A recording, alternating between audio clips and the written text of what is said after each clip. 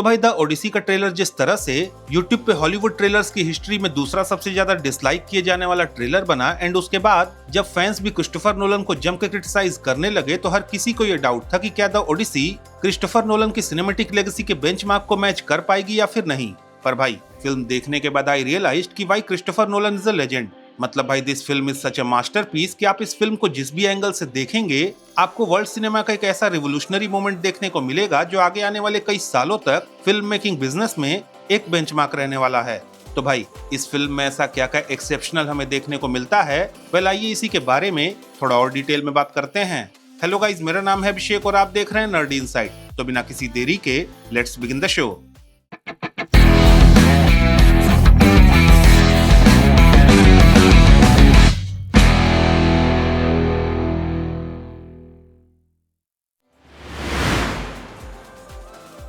अब भाई आगे बढ़ने से पहले अगर फिल्म की ब्रीफ समरी की बात करें तो फिल्म की कहानी ग्रीक राइटर होमर की लेजेंडरी पोयम द ओडिसी पे बेस्ड है, जहाँ पे ग्रीक मैथोलॉजी की 10 साल लंबी ट्रोजन वॉर खत्म होने के बाद हमें ओडिसियस नाम के वॉरियर, जो कि इथिका का राजा भी है, उसके घर लौटने की कहानी देखने को मिलती है, जहाँ वो समुद्री रास्ते से लौटते समय किस तरह से अलग अलग आइलैंड्स पे अलग अलग तरह के खतरों से निपटते हुए अपने देश इथिका पहुंचता है और वहाँ पे उसे किस तरह के चैलेंजेस का सामना करना पड़ता है। वेल यही इस फिल्म की कहानी है।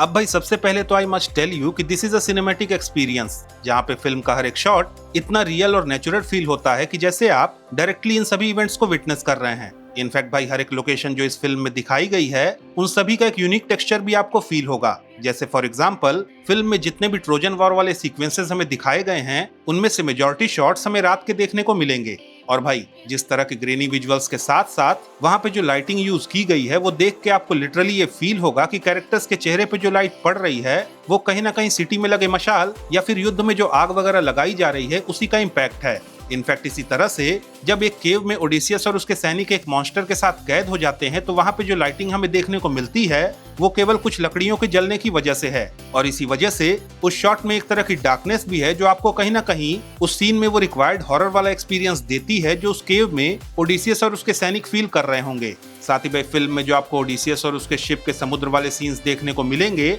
उनमें आपको वो ग्रैंड और सिनेमेटिक शॉट्स देखने को मिलेंगे जो कहीं ना कहीं सी रूट्स के स्ट्रगल को दिखाने के साथ साथ ये भी दिखाते हैं कि समंदर कितना खतरनाक और रूथलेस हो सकता है। No one could stand between me and home.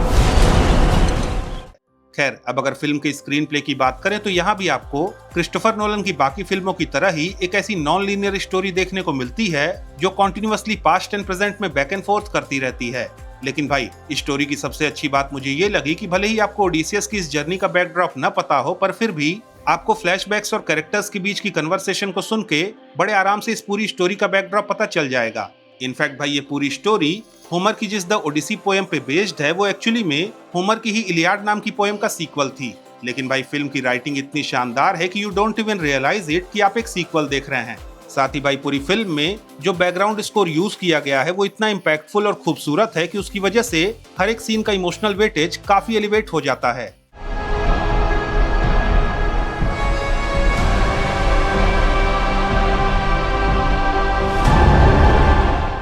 बाकी भाई Matt Damon, Anne Hathaway, Robert Pattinson और टॉम हॉलैंड जैसे ब्रिलियंट एक्टर्स के होते हुए एक्टिंग वगैरह के बारे में बात करने का लिटरली कोई सेंस है नहीं, क्योंकि भाई एवरीवन इज एब्सोल्युटली ब्रिलियंट। हालांकि भाई वो बात अलग है कि मुझे कहीं ना कहीं टॉम हॉलैंड में टेलीमैकस कम और पीटर पार्कर वाला टच थोड़ा ज्यादा दिख रहा था। हालांकि अगेन ये उस वजह से भी हो सकता है कि मैं कहीं ना कहीं वीडियोस वगैरह के चक्कर में उन्हें डेली स्पाइडरमैन या फिर पीटर पार्कर के रोल में देख ही रहा हूँ।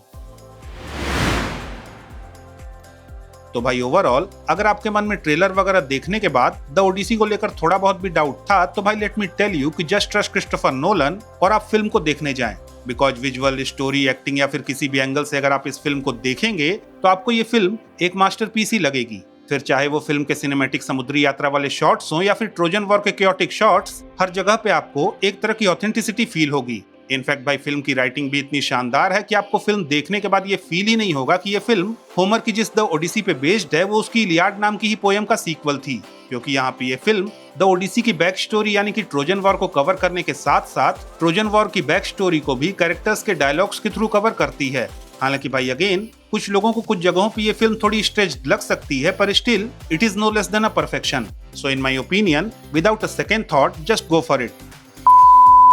तो भाई दैट्स इट, ये था मेरा क्रिस्टोफर नोलन की द ओडिसी का रिव्यू। अगर आपको ये रिव्यू पसंद आया तो प्लीज इस वीडियो को लाइक कीजिए, शेयर कीजिए, और हाँ, अगर आपके कुछ सजेशंस हैं तो please don't forget to comment, और जाते जाते प्लीज इस चैनल को सब्सक्राइब करना भी ना भूलें। तो मिलता हूं मैं आपसे अगली वीडियो में, तब तक के लिए have fun and enjoy the day.